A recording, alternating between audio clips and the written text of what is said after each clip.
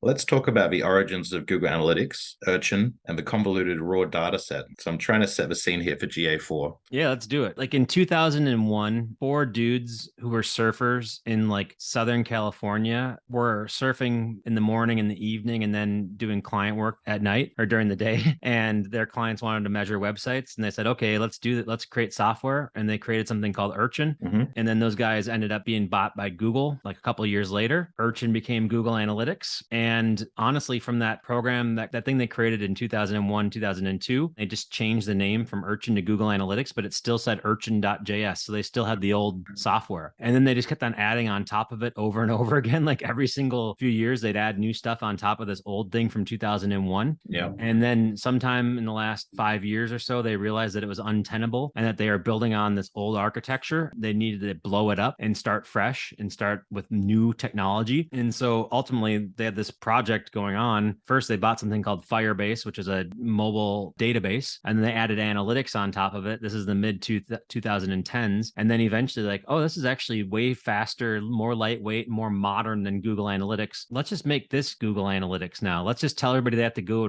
to this mobile one, this Firebase thing. Let's call it Google Analytics and hope that nobody notices.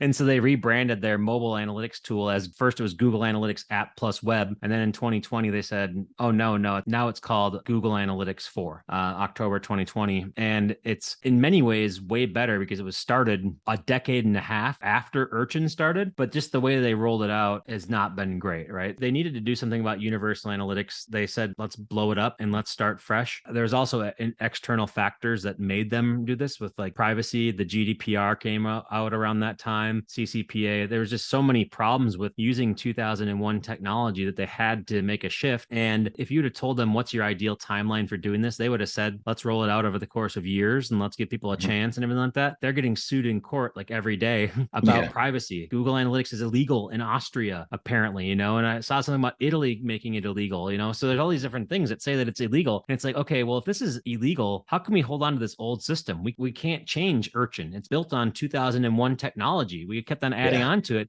Now we can't. I've seen the raw data. There's so many columns, and you think Yeah. like source medium would be two separate columns, but half of them are like combos of three or four fields. Yeah. So, I mean, they basically they don't have a choice yet. I mean, we're all the victim because of that, because we have to change over. And also just, it's such a big platform, 150 plus million sites use it that they're not going to be able to satisfy any of us by migrating. Yeah. And so the fact that they've given it away for free for 150 plus million sites, they probably spend, I don't know the exact number, but I would estimate somewhere in the hundreds of millions to billions of dollars a year to run Google Analytics. What's the payoff of it? The original intent of Google Analytics was to make your Google Ads data more transparent, which it does. Yeah. But would people stop spending on Google Ads now if they got rid of analytics? I don't know. I don't know the answer to that. And I don't think they know the answer to that anymore either. And so they're maybe wondering, like, do we really need this? Like, is this going to affect our share price if we support it versus if we don't support it? And those are the decisions they have to make. And it made me think about the days prior to not provided, where you would get all the search terms and you would get all that information. So much has changed in the last 10 years.